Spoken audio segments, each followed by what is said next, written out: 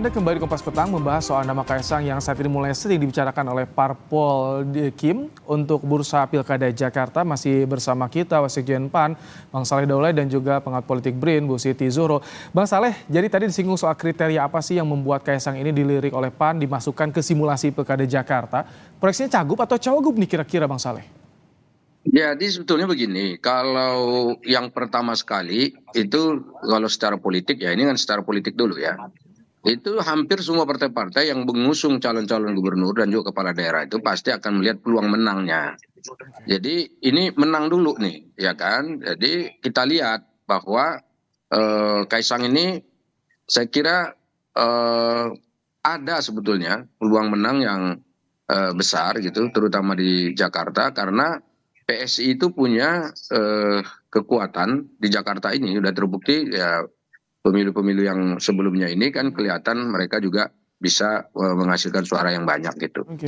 Itu yang pertama. Kemudian yang kedua, Kaisang ini kan sebetulnya juga adalah mewakili representasi dari kalangan muda dan dia mau turun ke bawah. Jadi yang satu hal yang menarik dari Kaisang ini adalah dia mau menjadi ketua umum partai.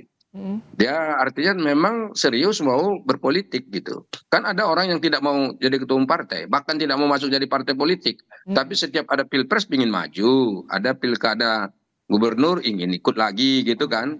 Tapi masuk partainya enggak gitu. Nah kalau Kaisang ini kan memang mau ya kan, mau masuk di situ. Jadi saya kira itu juga bagian dari keseriusan dari Kaisang untuk menjadi politisi. Dan kemudian yang berikutnya, ini kan tinggal bagaimana mensimulasikan ini dan juga menyamakan persepsi dengan partai-partai koalisi yang ada. Sehingga kalau memang mungkin ini yang kita dorong ya ini yang kita dorong. Dan tentu ini tidak akan diputuskan sendiri oleh satu partai politik, tetapi pasti akan bergabung dengan partai-partai politik lain. Sehingga dengan demikian akan kita hasilkan satu keputusan yang bertanggung jawab yang bisa mengantarkan koalisi meraih kemenangan pada Pilkada Jakarta yang akan datang ini.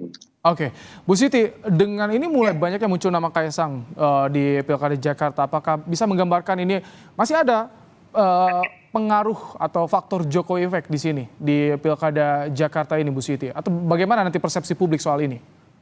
Iya, Jakarta ini kalau dari perspektif otonomi daerah ini kan daerahnya berhimpit ya dengan pemerintah nasional.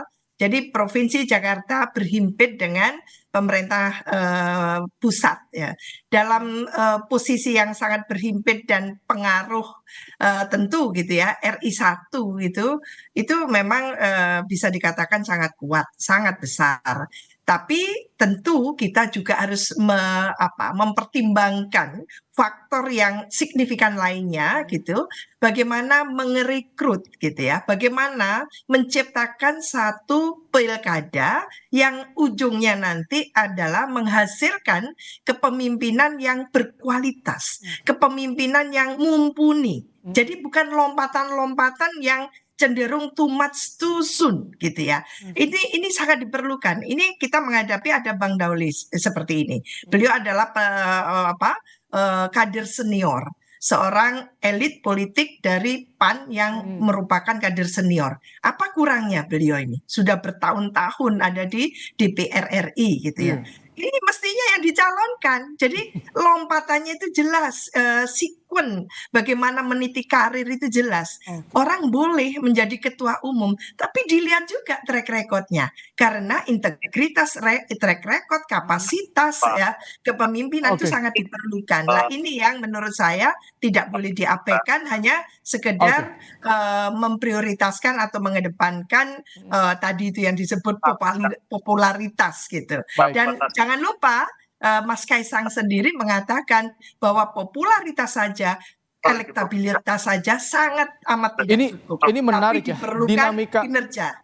Dinamika politik untuk bursa Pilgub Jakarta akan terus memanas sampai nanti bulan Agustus. Kita akan tahu siapa yang didukung.